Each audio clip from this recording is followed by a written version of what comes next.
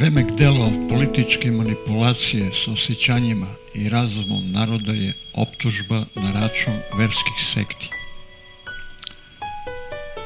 Svedoci smo da često čujemo kako je neka zajednica sekta ili neka ličnost pripadnik neke po pravilu uvek zloglasne i strašne sekte.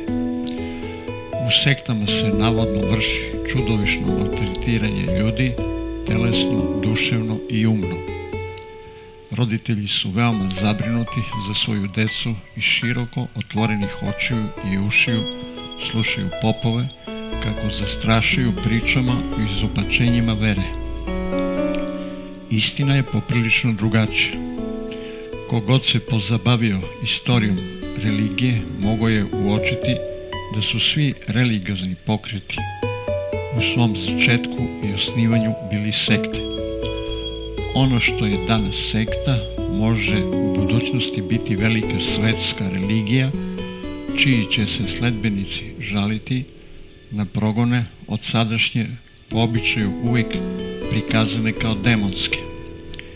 Hrišćanstvo je nastalo kao sekta od 12 ljudi sa Isusom na čelu, proganjana te optuživana za krivoverije od strane tadašnjeg jevrejskog sveštenstva, a još surovije od rimske vlasti, čiji su mitraistički nastrojeni vladari smatrali hrišćane za verski ološ.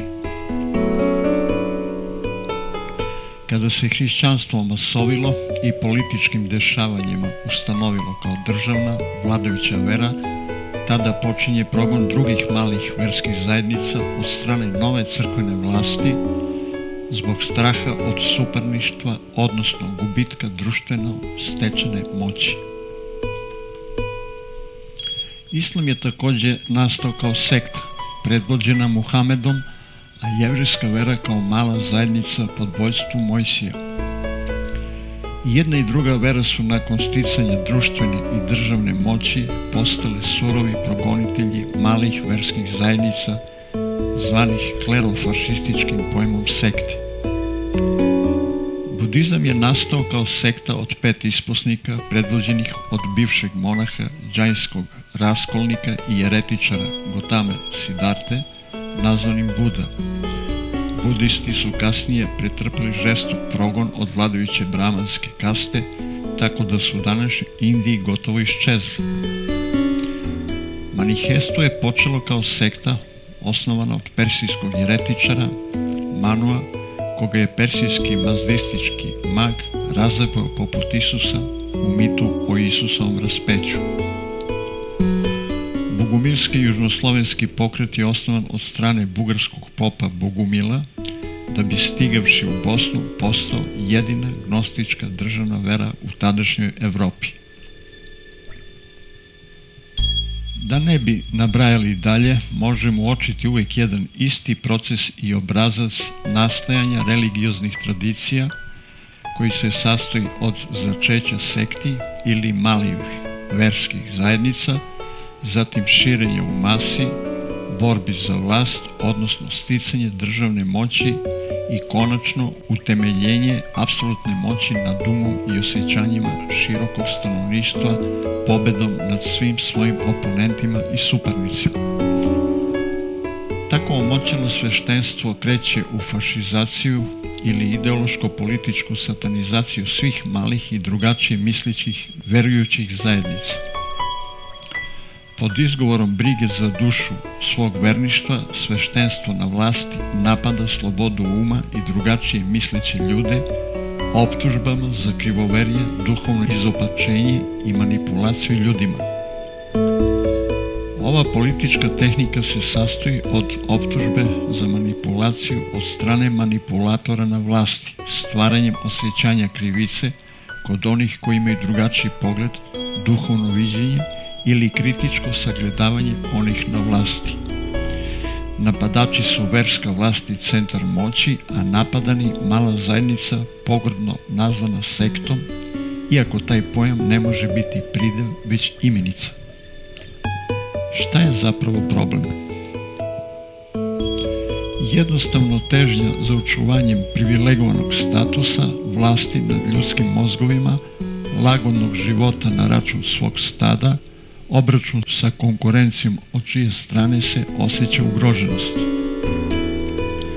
Također se napadaju sve drugačije verske tradicije drugih naroda te kulture nastale na temelju takvih tradicija, zamerkama i ruženjem, što neminovno postiče međuversku mržnju. Ovakav verski centrizam je zapravo verski fašizam, a ne duhovnost. Baveći se istraživanjem sociologije i psihologije religije, posjećivao sam razne verske zajednice, posebno male, od strane crkve proglašene sektom, iako većina od njih to nisu, jer se radi o zajednicama koje su deo velikih svetskih religija starih hiljadama godina. Nikakve strašne stvari se nisu događale u takvim zajednicama i nikakvo zlostavljanje. U nekim zajednicama, poput Munijeve, sam bio i član. Munijeva crkva univerzalnog tipa je najozloglašenija u Americi, optuživana za strašna zlostavljanja neposlušnih članova, pa čak i za ubistvo. Naravno da su to sve laži projektovane od strane konkurentnih verskih centara, a po pravilu i tajnih policijskih službi.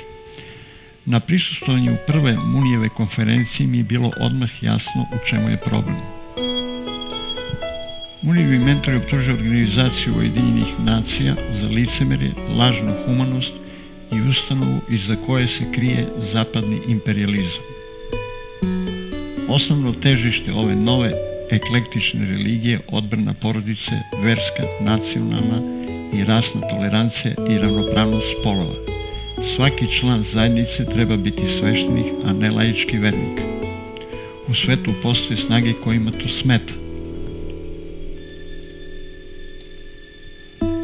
Male verske zajednice ili sekte se degradiraju ubacivanjem maskiranih uhoda policije, zatim aktivista konkurentnih verskih centara, ili se od početka prave lažne sekte kako bi se skandalizovalo religiozno učenje u čije se ime takve lažne sekte organizuju. Naravno, slabo obaveštena javnost uvijek naseda na takve ujdurme i sve ostavlja zaista utisak da se radi o zlu. Najpodlija optužba na račun vegetarijanaca od strane crkve da su vegetarijanci članovi neke sekte, a zatim tim unapred izopačeni, krivoverni, izmanipulisani, iako je vegetarijanstvo tipično za svetogorsku tradiciju starčestva. Naučno ustanovljena korisnost vegetarijanstva za zdravlje u medicinskim centrima, pritom za crkvu uopšte nije bitna. Ako obratimo pažnju na način ishrane većine sveštenika, stvar će biti jasna. Nema prave demokratije i slobode misli bez verske slobode i nema prave duhovnosti bez čistoće duše, a sve ostalo je politikanska manipulacija zarad ostajanja na privilegovanim pozicijama interesnih mreža demagoga. Da li će neko biti pripadnik neke sekte ili ne je potpuno lična stvar građana. Verska sloboda je temeljno prirodno pravo, a oni koji ga onemogućavaju predstavljaju neprijatelje slobode duha. Borba protiv verskih sekti je borba za očuvanje verskog monopola i verski kriminal, te gušenje umne slobode ljudi ukidanjem ljudskog prava na drugačije mišljenje. Države poput Srbije, koje najavljuju borbu protiv verskih sekti, time dokazuju da nisu sekularne, već da su klerikalizovane i time instrumentalizovane od strane vladajuće crkve. One time vraćaju verbalni delikt kao krivicu i učestvuju u fašizaciji društva. I država i crkva u ovom slučaju vrše mentalno nasilje nad građanima koji imaju pravo na versku slobodu. Religije i religiozni pokreti nisu samo stvar prošlosti i privilegija nekadašnjih nevladinih organizacija sa verskim programom koje su kasnije uzurpirale društvenu vlast i nametnule se kao jedini oblik mišljenja, surovo proganjajući i uništavajući pobeđene suparnike. Religije nastaju danas i nastajeće u budućnosti kao duh vremena, a države koje dozvoljavaju fašističke istupe povlašćenog sveštenstva saučestvuju u verskom kriminalu i torturi građana. Također države poput Srbije koje dozvoljavaju vređanje verskih osjećanja drugih naroda, satanizacijom i njihovih kultura, religioznih shvatanja, što crkva neprekidno čini, takve države remete diplomatske odnose sa dotičnim zemljama, stvarajući netrpeljivost i postičući neprijateljstvo sa ostalim svetom. Policija jedne države nema pravo da se stavi u službu jedne verske dogme, jer takvu policiju plaća svojim porezom čitav narod koji ne mora prihvatati takvu dogmu kao isključivu istinu. I vojska i policija trebaju biti državne službe, a ne crkvene. Crkvena inkvizicija je zločin i kriminal sa ideološkom podlogom verskog fašizma. U Ustavu Srbije stoji da svaki građanin ima pravo na religiozno mišljenje po svom izboru, odnosno na versku slobodu. Također, okupljanje i druženje po takvom osnovu je prirodno pravo građana, sve dok ne povređuje važeći zakon. Na takvo okupljanje se ne sme unapred vršiti pritisak od strane države, niti bilo koje verske organizacije, niti optuživati besmislenim optužbama sa stanovišta neke vladajuće ideologije. Pojmovi poput krivoverje, sekta i manipulacija mogu značiti sve i ništa, jer malo šta u državi nije manipulacija, krivoverje i sekta. U društvima poput indijskog, kineskog, japanskog, tibetanskog, verske sekte predstavljaju privilegovane elite, imaju pozitivan predznak, pa su optužnice na njihov račun besmislene, što bi trebalo da važi i u svakom slobodarskom društvu.